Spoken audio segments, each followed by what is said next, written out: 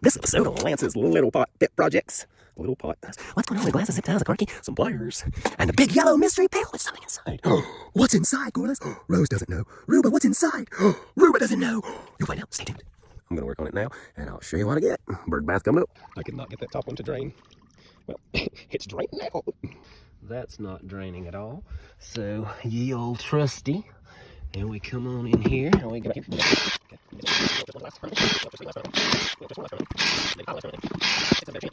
Seven is a good goal.